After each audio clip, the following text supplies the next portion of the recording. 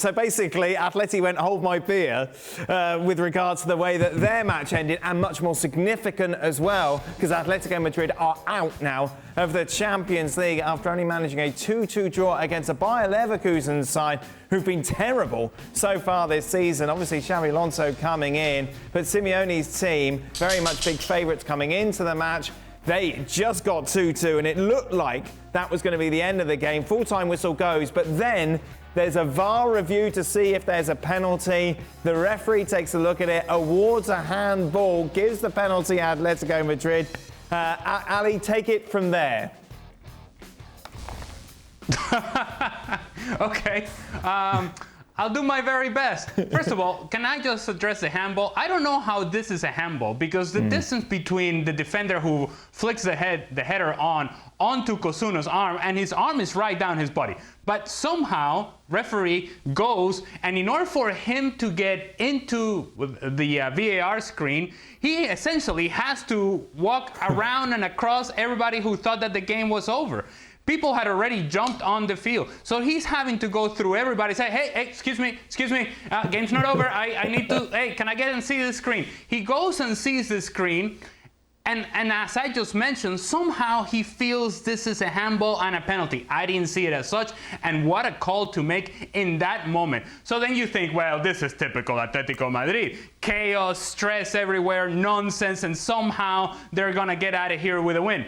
And Yannick Carrasco. Yannick against Lucas Radecki, who, by the way, has not been very good at all for Bayer Leverkusen this season. He comes up with a save. But if you thought that was dramatic, missing the penalty is one thing. Radecki makes a save. Then the ball comes out again. There's a follow-up header. That goes off the crossbar. Then there's another ball that comes out. Yet another follow-up, and that gets blocked off the line. And Atletico Madrid are out of Champions League. And while we're going to focus on this, in the big picture, Atletico Madrid just haven't been good enough to advance in the competition. They have thrown game after game after game away, and today was just another example. What an end of the match it was, and it is typical Atletico Madrid in some ways that they like this chaos, they like this stress, but chaos and stress are not the only things that you need in order to be able to advance. You have to bring quality, and Atletico Madrid didn't bring that at all during the group stage.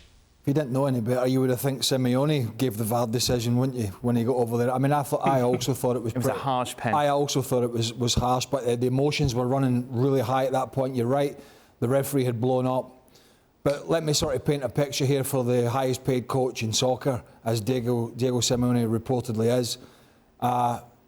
Yes, they've changed manager recently to Xabi Alonso, but 1 win in 8, 4th bottom of the Bundesliga. Yep. You look at this group with Club Brugge, Porto, Leverkusen have struggled, and then Atletico Madrid. Yes, they're decent sides, Porto and Club Brugge, but this is a disaster for them. This tells you all you need to know about his last, 15 months since the beginning of last season, all the way through to now. And quite frankly, it's just, I think, and he's got so much money in the bank with these supporters, it's crazy. It seems like he could go out and lose 4 games in a row and they'll still be chanting his name. Such is the following that he's built up, and fair play to him for that, but he's not utilising their resources and the money they've spent in the best possible way. They should be playing better than they are, and they certainly shouldn't be falling in this group. Penultimate game at home against a struggling side in the Bundesliga. You can't ask for much more than that to go out and get the job done, and they couldn't do it. I can't believe still that penalty didn't go in, because it's Atleti. They're the bad guys. It always happens. Yeah. They come in the end. And then Saul with the header off the crossbar. I think that sums up his last sort of year and a bit as well. Yeah. I mean, he's only got to keep the header down. He tries to sort of guide it, Saul, rather than just put his head through it. Did you see that there? Yeah, look at that. Of course, the deflection over as well. So yeah, it was crazy at the end. I mean, that was a crazy finish for Spurs. It was a crazy finish for Atletico, but at least Spurs and all the teams in that section, that group, have given themselves a chance. Yes. They're out. Yeah. They're out. I mean, financially, with all the things, with Griezmann going back and all the money they've spent, you talk about Barcelona and the finances, that has to have a huge effect on Atletico Madrid. And they're, of course, not guaranteed a place in the Europa League, depending what will happen on the final round of matches. Who's saying, Dan? That would be me, Daniel Thomas. I just wanted to give an update on Joao Felix. yeah, this whole thing at Atletico Madrid, not quite working out for him either. No. They need a goal. It's 2-2 late in the match, and he comes on in the 87th minute. Go ahead, Joao. Go ahead and resolve the issue for us. So if you had any questions about Joao Felix and Atletico Madrid, he gone. There's no chance this guy sticks around because obviously the hate of Diego Simeone on Joao Felix is real. So much so that when your season in Champions League is on the line and you need a goal, you say, nope, nope, nope, we don't need you. 87th minute, go ahead and resolve the problem. So Joao Felix and Atletico Madrid, that ain't gonna work anymore.